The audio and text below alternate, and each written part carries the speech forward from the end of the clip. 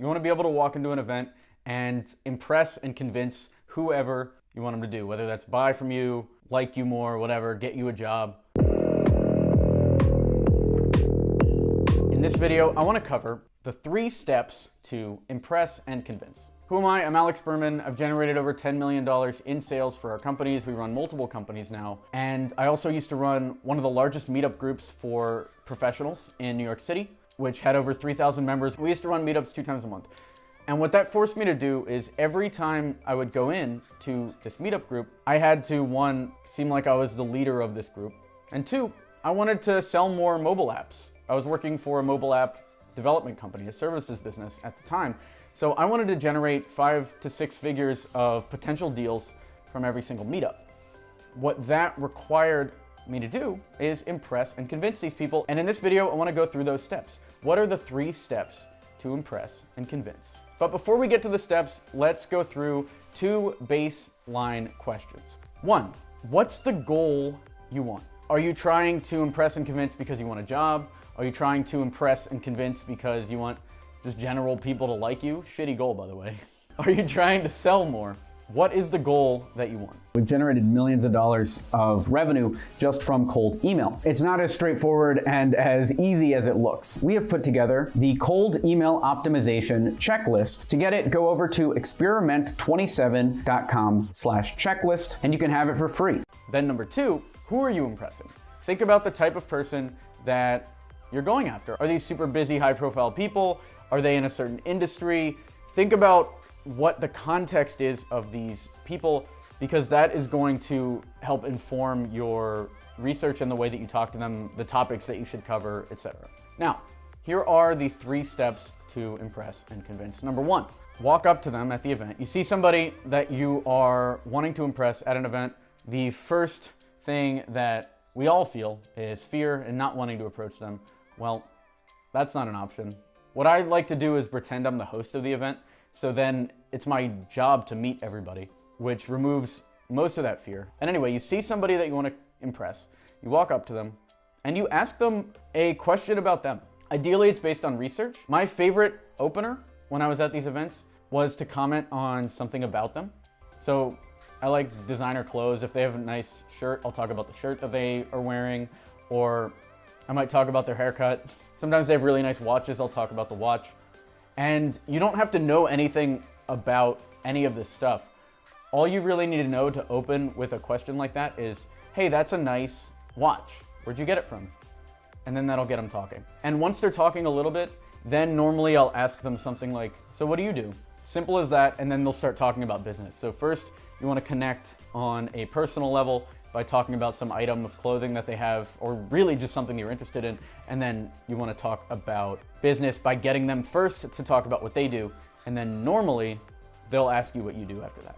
When they ask you what you do, if you really want to impress and convince somebody, you talk in case studies. So when I was at this mobile app development company and we were at these meetups and somebody was like, so what do you do? I would say something like, we create mobile apps for large corporations, people like Tyson and Power Rangers. And that is everything we do shoved into 1 sentence. So for you, the way to talk in case studies and the way to impress somebody is 1, clearly articulate what we do. We create mobile applications. And if you do have big names, you can drop, say the big names, for companies like Tyson and Power Rangers. Because what that does is, it's really quick, right? Like I'm not going on and on about myself, but it does get them to ask a follow-up question, which typically was, what kind of apps do you make? And then when you're talking about yourself in a salesman context, you want to talk about your service in a way that demonstrates that you know what you're doing. And the best way to do that is to talk in case studies. So everything you say should relate back to work you've done in the past. And it's best to not go on and on and on and on about any one thing. Let them guide the conversation more. So if someone asks, hey, what was the app you guys did for Tyson?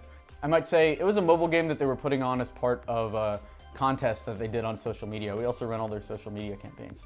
And then somebody would say, oh, wow, that's impressive. Done. Impressed.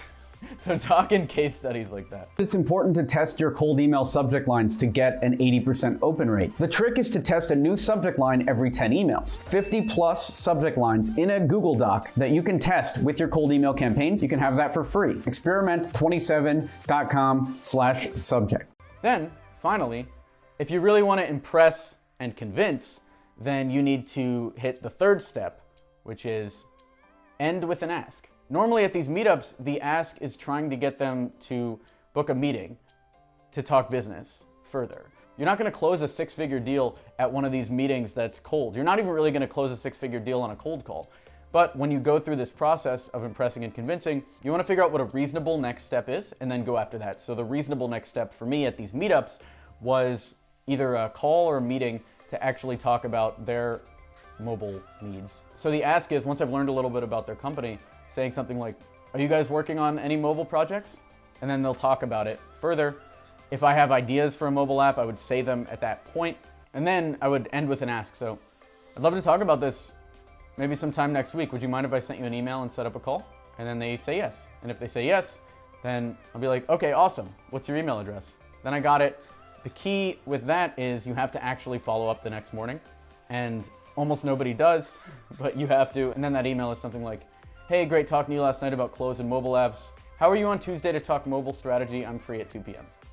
Thanks, Alex. It's as simple as that, and that's how you impress and convince. So 2 pre-steps. What's the goal you want? Who are you impressing? And then 3 steps to impress and convince. You've got open with a question about them, talk in case studies, and end with an ask. If you like this type of content, feel free to like it to encourage more of these videos on YouTube. We also have an entire backlog of hundreds of videos all about business. We do videos 3 times a week, so feel free to check any of those out if you want more content like this. And leave a comment down below. Is there anything we missed? Is there anything that you would add to the impress and convince list? Would love to know. Let's get a discussion going. Thanks for watching. I'm Alex Berman.